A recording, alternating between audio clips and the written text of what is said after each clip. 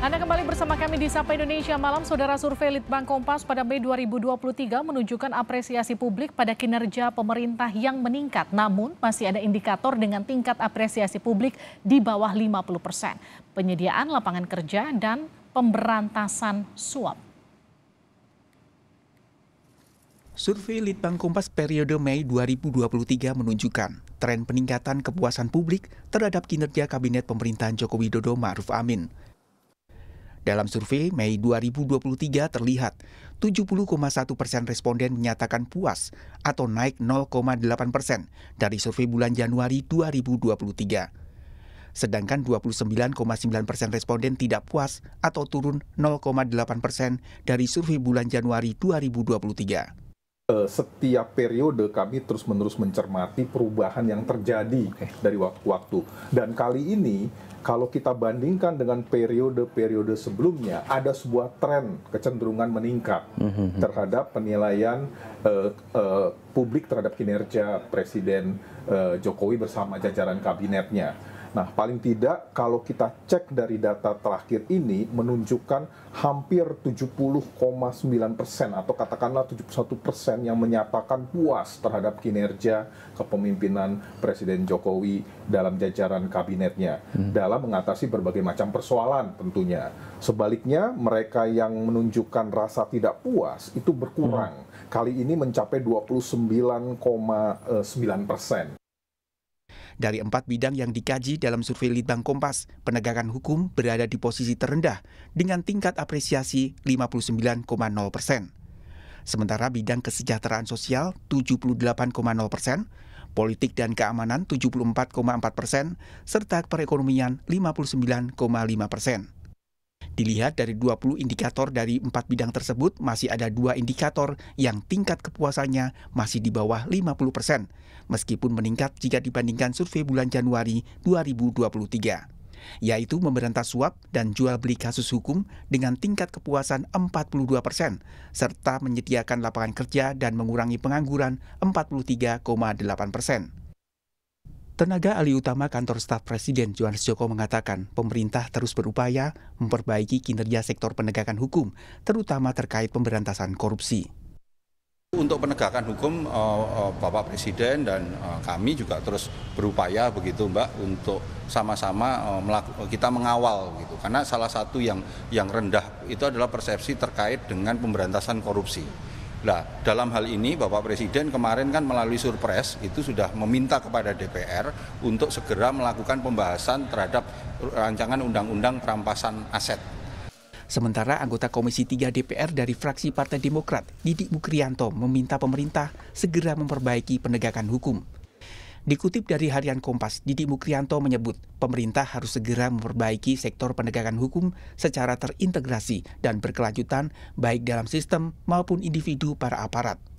Apresiasi publik terhadap pemerintah diharap menjadi evaluasi untuk meningkatkan kinerja di sisa pemerintahan Jokowi Ma'ruf. Tim Liputan, Kompas TV. Saudara, tren apresiasi publik pada pemerintahan Jokowi meningkat. Apakah performa ini bisa terus berlanjut hingga akhir pemerintahan Jokowi Ma'ruf? Persoalan apa yang masih perlu diperbaiki dan bisa mempengaruhi kepuasan publik ke depan? Kita akan berbincang dengan Ketua DPP PDI Perjuangan Eriko Sotarduga. Mas Eriko. Ya, selamat malam Mbak. Selamat malam. Apa kabar? Kita juga akan Assalamualaikum. sapa. Waalaikumsalam. Kita juga akan sapa juru bicara PKS Muhammad Iqbal. Mas Iqbal. Assalamualaikum warahmatullahi wabarakatuh. Waalaikumsalam, juga peneliti Litbang Kompas Mega Hendarto. Mas Mega. Ya, selamat malam Mbak. Oke, saya ke Mas Mega dulu ya. Faktor penyumbang kepuasan publik tertinggi di bidang apa Mas Mega? Sampai 70,1% ini tingkat kepuasannya. Nah, ini kan sebenarnya pertama-tama kalau kita dudukan dulu ya, angka 71% kepuasan ini sebenarnya perlu diapresiasi mengingat 3 kali survei sebelumnya, kita hitung dari Juni 2022, kami kan periodik per 3 bulan begitu. Juni 2022 hanya 67,1%, lalu di Oktober 2022 62,1%, Januari itu naik 69,3%, dan kali ini di angka 71% ini. Dan dari sini kami kan menilai 20 indikator, dan yang memang paling menyumbangkan tertinggi itu di bidang aspek penegakan hukum dan persoalan ekonomi. Namun memang ada 20 indikator yang kami ukur dan 2 persoalan sebenarnya masih menyangkut ini soal ini yang paling banyak masyarakat rasakan tidak puas, yaitu di bagian tadi sudah disebutkan ya, bagian menyediakan lapangan pekerjaan atau mengurangi pengangguran dan memberantas suap serta jual beli kasus hukum. Ini hanya 42%. Dari 20 indikator itu ada 2 indikator PR-nya, penyediaan lapangan kerja 43,8 dan pemberantasan suap di 42% ya. Saya mau tanyakan ke Mas Eriko. Mas Eriko, dengan tingkat kepuasan 70,1%, PDI Perjuangan puaskah dengan kinerja Jokowi di pemerintahan terakhirnya ini? Ya, jadi begini Mbak, kita harus menyampaikan data-data dan fakta yang ada yang sudah disampaikan oleh penelitian Litbang Kompas, dan kami mengucapkan terima kasih penghargaan yang setinggi-tingginya untuk Litbang Kompas yang sudah memberikan kita semua. Nah, kalau kita berbicara secara jujur, Mbak, bahwa dalam periode-periode yang terjadi di dalam pemerintahan Indonesia, bahwa ini adalah salah satu yang tertinggi. Bahkan hasil survei yang di lain juga hampir mendekati 80%. Itu belum pernah terjadi dalam sejarah. Indonesia sudah sangat paham dan sangat aware terhadap perkembangan yang ada. Kalau kita melihat secara jeli tadi yang disampaikan Mas Mega dan Litbang Kompas, bahwa dari hasil kesejahteraan yang ada itu yang paling tinggi, betul ya Mas Mega ya, ini karena kita yang baru mendapatkan datanya.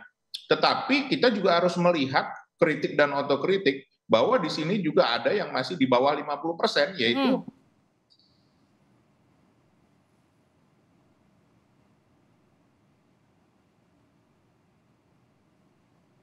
mengenai soal hukum. Nah, ini kita juga harus jujur, pelanggaran hukum.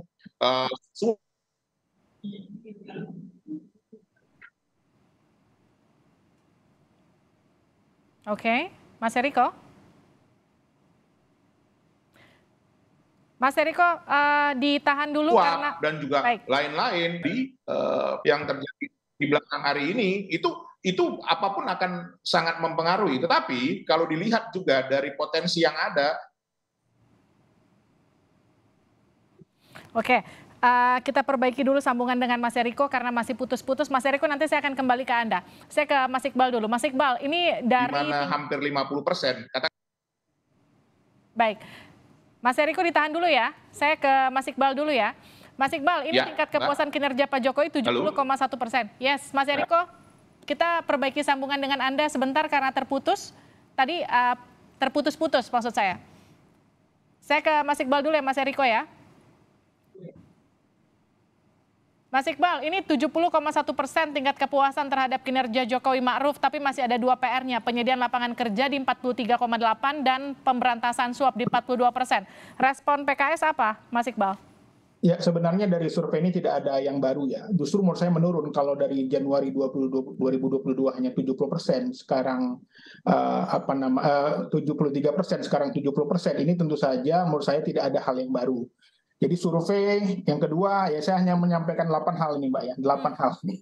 Yang pertama itu, yang kedua adalah kenapa penegakan hukum menjadi sorotan ya, karena Harun Masiku belum ketangkep.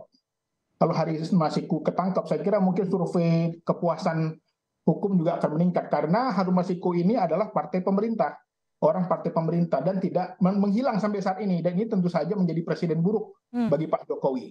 Yang ketiga adalah janji politik ya, tentang dulu katanya ekonomi akan melejit, lapangan kerja akan terbuka, tetapi tidak terbukti. Yang keempat adalah kita melihat bahwa survei ini hanyalah persepsi. Persepsi ini di tahun 2020 akhir itu ada OTT Menteri Sosial. Survei bulan Mei itu PDIP surveinya adalah partai anti korupsi. Padahal baru aja kena OTT. Jadi artinya persepsi ini sebenarnya bisa dibentuk, bisa di-create. Ya sampai seperti sekarang, semua lembaga survei rata-rata sekarang ngeluarin rilis. Survei Pak Jokowi sampai 80%. Ini seperti ada gerakan yang menggerakkan bahwa lembaga survei ini sama-sama untuk melakukan survei seolah-olah membuat framing bahwa orang yang didukung Pak Jokowi nanti adalah orang yang juga kinerjanya baik. Yang kelima, justru saya melihat ini adalah pukulan telak bagi pemerintah saat ini ketika masyarakat, ya, Litbang Kompas sebagai lembaga independen mengatakan bahwa penyediaan lapangan kerja sekarang ini tidak bisa tersedia dan belum puas. Ini tentu saja pertanyaannya, buat apa hutang itu? Hutang kan seharusnya berdampak kepada perekonomian langsung kepada masyarakat. Tapi bisa jadi hutang itu justru dinikmati oleh orang-orang yang bermain pada proyek-proyek besar, ya. Yang ini tentu saja tidak relevan dengan kebutuhan masyarakat. Karena hutang kita semakin meninggi.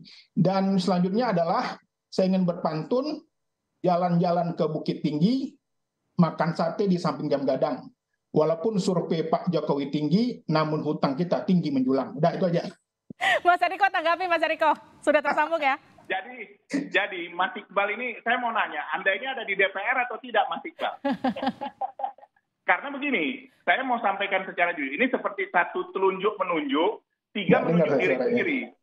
Yang saya mau katakan, Mas Iqbal, semua proses di DPR tidak ada keberatan dari PKS. Ini harus Anda perhatikan betul-betul. Kami lebih keras daripada PKS melaksanakan. Satu. Kedua, Anda jangan lupa bahwa mantan presiden PKS yang tertinggi itu korupsi. Nah, itu udah selesai, surveinya udah selesai. Ini sekarang baru kasusnya. Jangan terlalu jauh ke belakang. Kita berada di saat ini aja. Dari masyarakat bahwa 70,1% puas. Nah, nanti kalau Anda partai Anda memenangkan pemilu, kemudian ini ya baru boleh dikatakan. Tapi kalau seperti sekarang, apa yang sudah dihasilkan? Nah, ini kenyataan yang ada bahwa kader PDI Perjuangan yang namanya Bapak. Saya nggak dengar suaranya nih, suaranya nggak dengar. Soal ada yang belum berhasil, ada yang belum puas, wajar. Tidak ada yang sempurna. Justru itulah kenapa kita ingin sama-sama memperbaiki. Tapi menurut saya, kalau mau kritik otokritik, berlakulah menjadi bagian di luar dari pemerintahan. Jangan nanti ikut, kalau baik dikatakan ikut baiknya. Tapi kalau ada hal yang kurang, menyampaikan di media begini. Padahal kenyataan yang ada di DPR tidak ada sama sekali. Boleh silakan dibuka. Kami kebetulan sama-sama di Komisi 11, sama-sama merancang bagaimana semua anggaran belanja yang ada. Tidak ada. Dan ini tanggung jawab dari juga bagian daripada di DPR, bagian dari fraksi Anda juga. Jadi ya, sekali lagi, satu menunjuk ke depan, ada tiga menunjuk diri sendiri.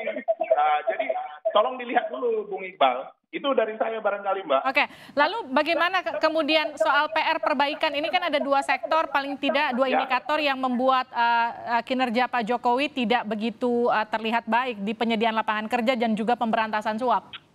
Ya, justru inilah yang harus kita tegakkan ke depan. Tapi kalau kita mau berbicara jujur, apa yang dilakukan oleh Kejaksaan Agung sekarang juga kita harus berikan apresiasi yang luar biasa bahwa perkembangan dari sektor hukum juga menuju jauh lebih baik. Begitu juga dengan KPK berani menunjukkan sikap, berani memberikan juga hal-hal yang berkaitan dengan hukum secara tegas. Tetapi apakah itu sudah sempurna? Tentu belum. Ini yang justru kita harus perbaiki bersama-sama, dan ini yang harus ditunjukkan. Dan ini juga nanti dalam hal ini akan dilihat oleh masyarakat juga di dalam pemilu yang akan datang ini. Mana partai, mana bagian dari politik ini yang memang baik, mereka akan mendukung. Tapi mana yang tidak baik, mereka pasti akan menghukum itu, di mana nanti akan keterpilihan itu secara jelas terlihat. Dan ini akan ditunjukkan. Begitu juga dalam menentukan calon-calon anggota legislatif nanti ke depan, Mbak.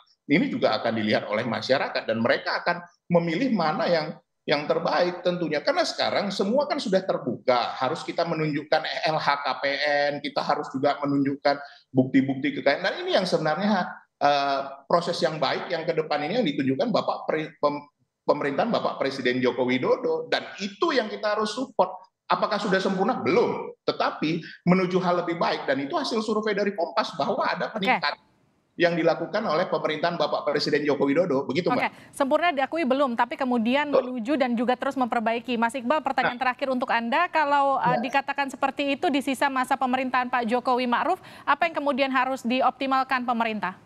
Ya, ingat lagi kembali pemerintah saat ini tentang janji-janji politiknya. Dulu katanya mau buka kedutaan di Palestina, mau beli kembali Indosat, mau katanya membuat tol laut, katanya mau jadi poros maritim dunia.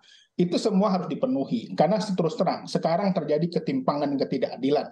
Kenapa tadi masyarakat mengatakan ketidakpuasan tentang lapangan kerja? Karena banyak sekali orang-orang pekerja dari asing didatangkan untuk bekerja pada level-level yang masyarakat Indonesia masih bisa. Dan lalu pertanyaannya, investasi itu buat siapa? Rakyat tidak merasakan langsung bagaimana dampak investasi itu. Rakyat susah dapat kerja, tetapi didatangkan dari Cina, didatangkan dari negara lain. Yang ini tentu saja menimbulkan kesenjangan. Ini menimbulkan, bahkan beberapa daerah sudah terjadi kerusuhan. Karena apa? Karena terjadi ketidakadilan. Untuk itu, bagi kami, Partai KS yang saat ini berada di luar pemerintahan, kami melihat bahwa adillah kepada rakyat, penuhi janji-janji politik, karena sesungguhnya janji-janji politik juga itu akan diingat dan bahkan di akhirat nanti juga akan ditanya itu mana janji-janji dulu ketika dulu katanya nggak bagi-bagi jabatan, ternyata bagi-bagi jabatan.